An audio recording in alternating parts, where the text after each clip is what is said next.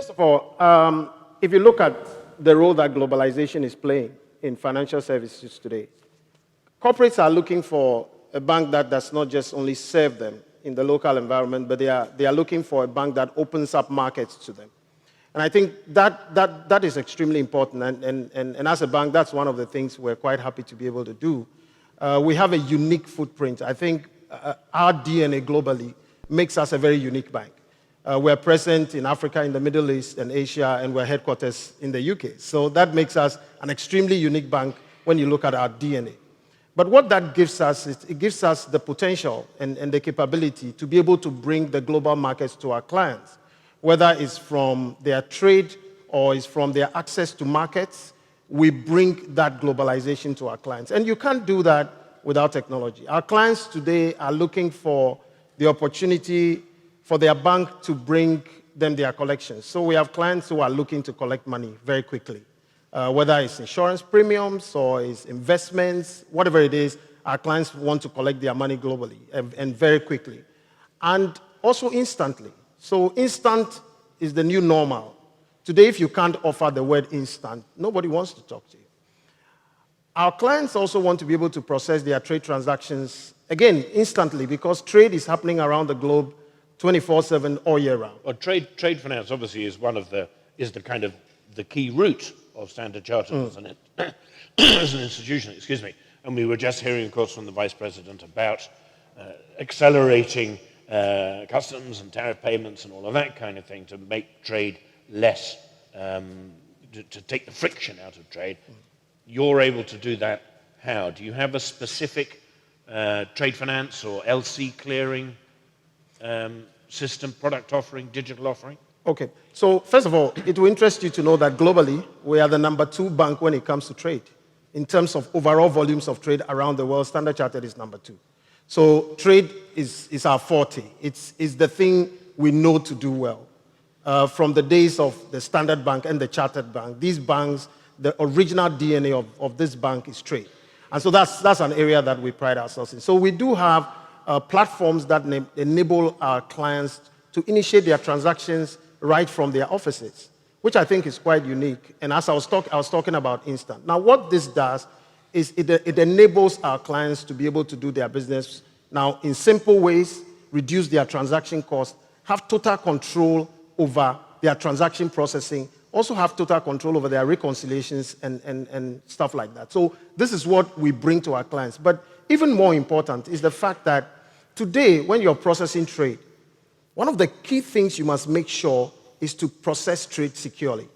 And we have an extremely secure platform that is able to track even the authenticity of trade documents that are circulating. So right from your bill of lading to your invoices, everything, we have a system that is able to synchronize all of this and ensure that our clients are not getting defrauded or our bank has not become a conduit for the transfer of fraudulent trade documents.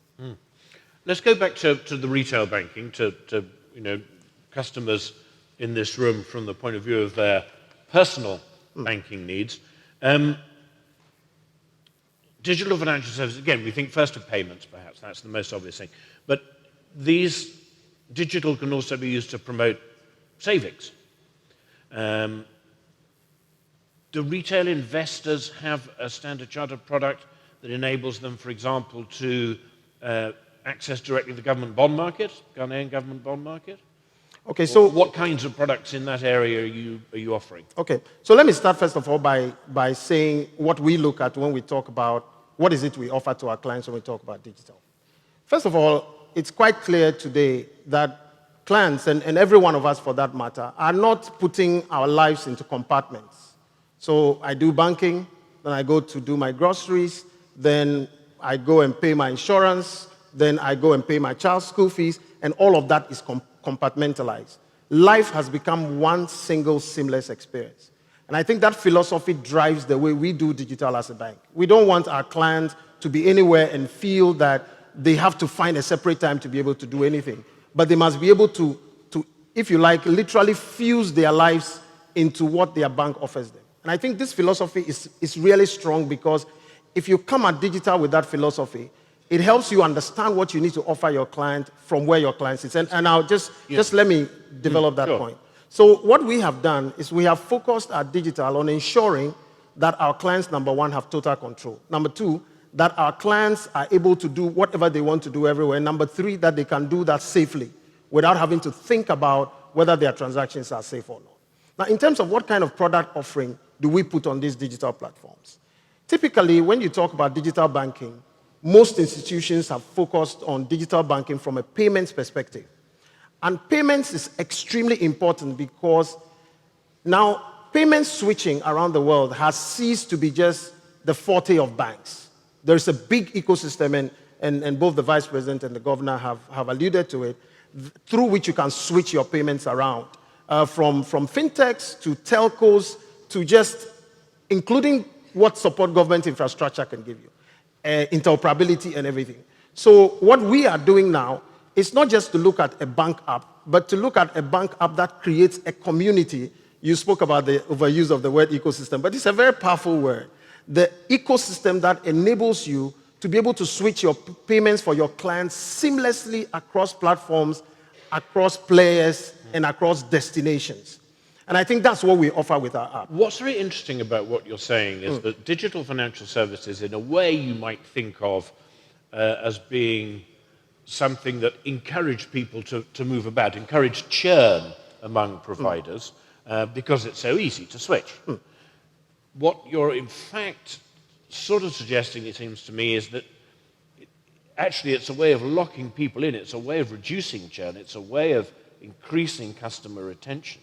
Do you regard it that way? Because once you're, as you put it, once your bank account is kind of everything and points in all directions, and your insurance and your savings and your school fees and your electricity bill and all of that are all together, it's kind of hard to extricate yourself from that.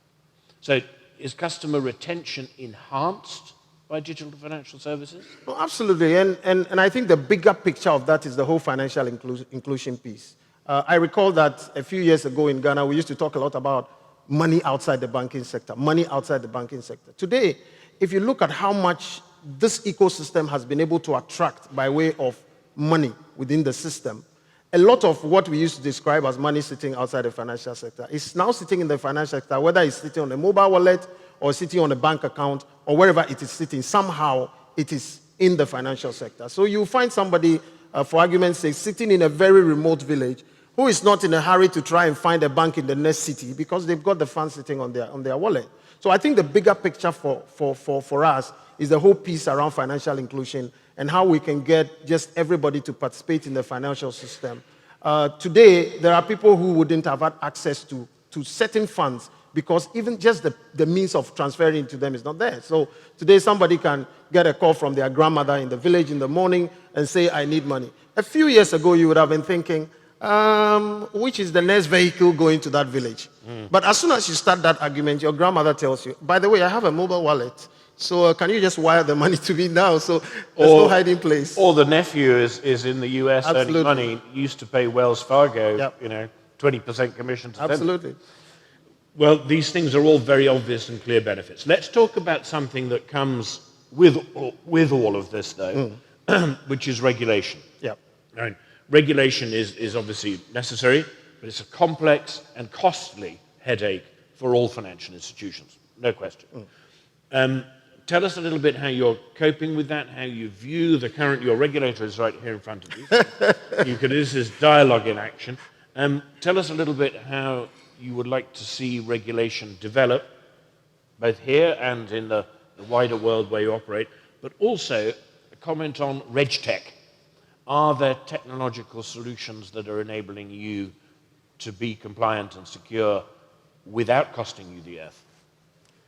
Christopher, that's a way to put me in trouble. But I'll give it a go. I think, first of all, let me paint a picture. Let me give you a bit of background. So and the reason I'm giving you this background is because you used the word headache. If you look at what happened in 2008 when the whole financial crisis broke out, when we had this phrase for the first time, too big to fail, and we found out that there's nothing too big to fail. Now, that exposed quite a lot of issues in our industry about how are people looking after the depositors' money, how the actions of people in the space of corporates can affect the taxpayer. So this threw up in the air really, really big issues. And naturally, what happened then was that regulation needed to take one more step forward. And that step forward has led to a massive evolution in the regulatory space from that time to now. Is it a headache? No, I don't think it's a headache. In our own country, over the last couple of years, we have seen quite a number of issues come up in the space of corporate governance. What it has told us is that as leaders of banks and financial institutions, we first of all must see ourselves as stewards of the deposits of our clients, and also eventually stewards of the taxpayers' money. We should not sit in our boardrooms and make decisions and assume that it's just decisions about us and our shareholders. I think that's quite clear. So the evolution of regulation, the more, if you like, stronger supervisory stance, the more intrusive stance of regulation has become necessary. And there are two other developments that makes this extremely crucial. One is financial crime. So if you look at financial crime, as banks, we should not put ourselves in the place where we become conduits for moving around money that promotes financial crime around the world. I think it's an important part of our responsibility to ensure that we don't become conduits for this. That's a key part of what regulation is helping to resolve. The third piece, which is, I would say, another big piece, is the whole evolution of technology.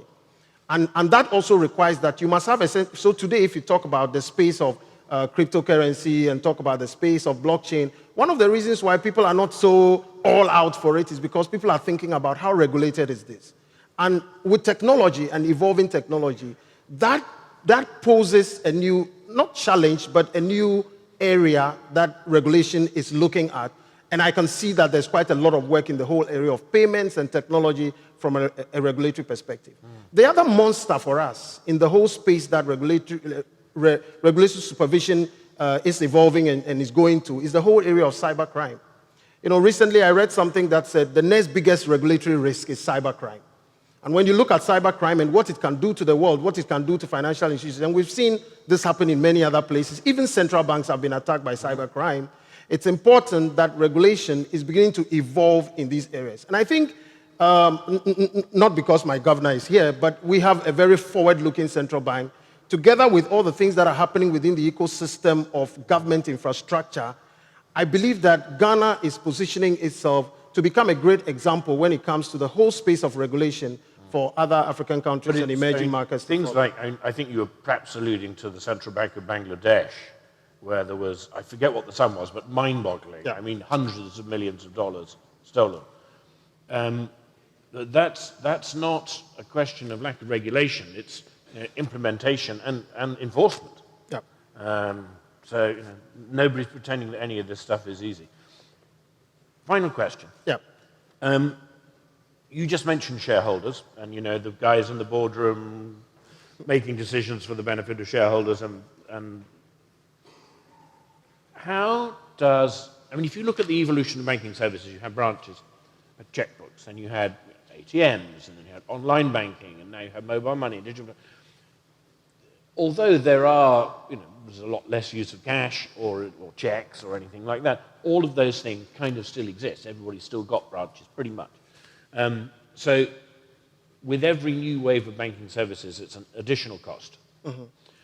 And everybody knows that technology isn't the cheapest thing you buy. Yep. So how do you ensure that digital financial services are profitable from your shareholders' point of view? Or, in a sense, do you just have to do them anyway in order to compete and have that product offering, even if you can't, regardless of an identifiable return from that activity?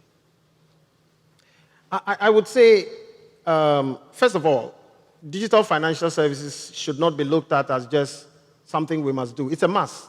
You can't survive today, exactly, irrespective of what industry you're in, if you're not embracing technology and, in fact, being ahead in terms of cutting edge. Exactly. So it's a necessary investment we must make. I think it makes us more efficient. And it makes us more efficient because generally, yes, digital investments require heavy investments up front, but over time, it makes transaction costs become cheaper for our clients, and it makes processing of transactions become cheaper. So there are transactions today that if you go to a banking hall, You have to meet somebody. You have to fill a form. Somebody has to look through that form and verify your signature, take it through a process, probably scan it into a processing system. It goes to a maker, goes to a checker, before finally this gets through the system. There are a lot of handoffs in that process. But if you just think about digitizing that process and putting it on an app, what it means is that with 3 clicks, you can actually carry that transaction from end to end. You would have eliminated so much paper in the process.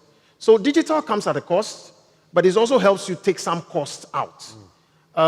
So this is how... As you're making these investments, I mean, you're a bank. You're about the numbers, right? As you're making these investments, you must be calculating return. Yeah. And clearly, some of these investments are very, very large. So, I mean, I'm not asking you to reveal any internal secrets or strategy, but it is a question, isn't it? As you said yourself, you absolutely have to offer these kinds of services, be competitive in offering these kinds of services.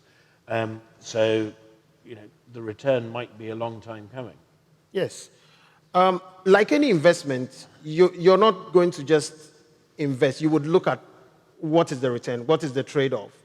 By doing this, what cost can I take out, and how much more can I invest? Interestingly, whilst digital is looked at as it only takes cost and it only reduces networks, and digital actually provides an opportunity for us to free our people to do more business. Because people are stuck today. People go to a university, get a degree, come to the bank, and they do transaction processing. It's not the most value-adding thing to an individual, and it doesn't help promote value. So what digital does for you, it helps you to free the amount of time and resources and cost that you put into simply processing transactions into really generating value. It helps you to be able to provide an opportunity for your clients to go on an app and be able to buy wealth products. It helps you to get your clients to do their own investment profiling, which today is already available on our app. And a client who wants to buy a wealth management product can actually go and do their own investment profiling. So it gives you an opportunity to open up investment advisory, to be able to add real value to clients than just processing transactions. So you can have people doing the kinds of things that still, at the moment, only people can do. Absolutely. Very good. And indeed, it's quite clear that today, whilst we're going all digital, people still want to talk to human beings. That is true, they do. I did ask a driver last night who was driving me around the city. I said, we passed your bank. And I said, oh, look, there's our friends at Standard Chartered. Do you have an account at Standard Chartered? Oh, yes, he said. I said, and are they good? And he said, yes, they're very good. I said, do you do all your banking there online and everything? He said, no, I do have an account with another bank. I said, well, why do you have an account with 2 banks? He said, well, the other bank has lots of branches. That's a good one. Admittedly, he was about my age. Yeah. So maybe I'm doing him a disservice. But he wasn't a millennial. But there is still a place for human beings in banking. Absolutely. Excellent. Henry, lovely to talk to you. Thank you very, very much. Thank you for answering the questions. Thank you, Chris. Big round of applause for Henry.